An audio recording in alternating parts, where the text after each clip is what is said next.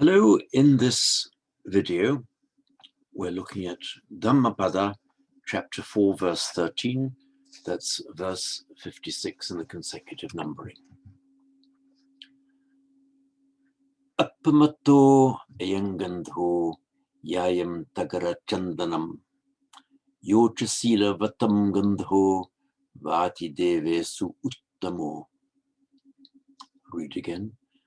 Appamato ayam gandho yayam tagara chandanam yochasila vatam gandho vati devesu uttamo.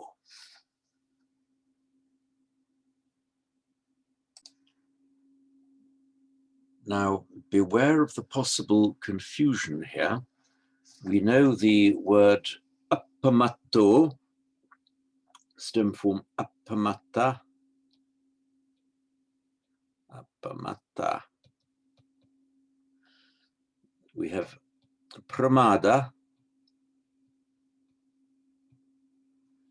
which is basically the mind going all over the place, often translated as heedlessness or carelessness, but it's much more, not keeping focus, not keeping mindful, the mind going all over the place. That's pramada.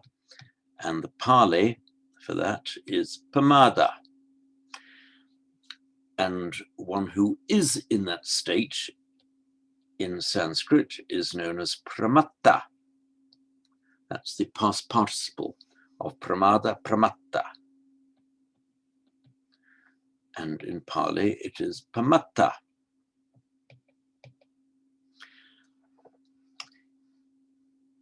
If you are being careful, focused, mindful, not in that state, then in Sanskrit you are apramatta. And in Pali, with the doubling of the P now to reflect that it's a pra in Sanskrit, so apramatta, appamatta, appamatta in Pali. An entirely separate word, or a compound of two words, in Sanskrit is alpa, meaning small or little. In the plural, it means few, as a singular, just means little or of small amount. And matra, meaning a measure, cognate with the Greek metron, and of course our English word meter. So alpamatra, of small measure, meaning of limited extent, can mean either of physical extent or importance. So of limited extent or of very small, important, unimportant, insignificant even, alpamatra, of small matra, of small measure. Now that, by standard phonetic variation or mutation between Sanskrit and Pali, becomes alpa becomes appa, and matra becomes matta. So, unless you put in the hyphenation, which of course in the none of the Indian scripts would you do, it looks like appamata, heedful, mindful, careful. So the words on the surface have the same appearance. So here, of course, it means of little measure, or as Norman translates, of limited extent. Appamato ayangandho, of limited extent is ayangandho, this perfume. Yayam tagara chandanam,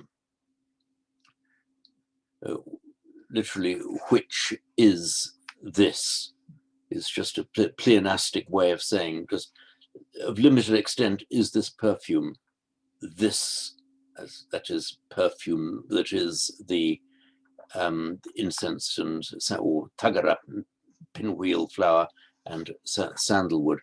So you could equally have said appamato ayam gandho idam tagara chandanam. But here, little or a small account of limited extent is this perfume, that which is the tagara chandanam, that which is the pinwheel and sandal. Yocha silavatam gandho vati devesu uttamo. Your, which, that which, the relative again, yocha. This is the disjunctive cha, that's the cha, normally means and, but here it means but. Yocha, but that which is the silavatam gandho, that which is the perfume, the fragrance of the virtuous. Vati devesu uttamo. Va, we had in the previous verse. Va, just meaning to blow, as in nirvana, Pali nibbana, literally blowing out. Vati, it blows, it wafts, or just permeates even. Devesu, locative plural deva, meaning a god. So devesu, in the gods, also means among the gods. Very often, instead of meaning in, the locative plural will mean among. Uttamo, utmost, cognate with our English word utmost.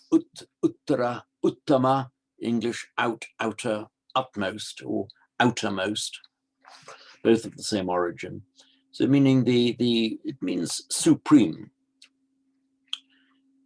So appamato ayam gandho, of limited extent or insignificant. Ayam gandho is this perfume. Yayam tagara chandanam.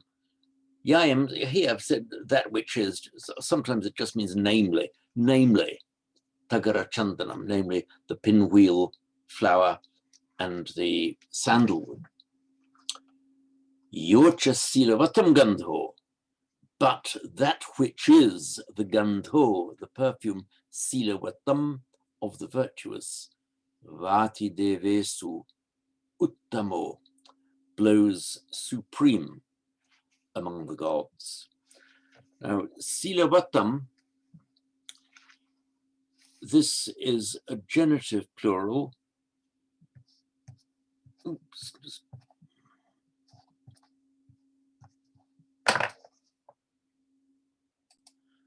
I'm sorry, that was me trying to flip the page on the iPad. Silavatam,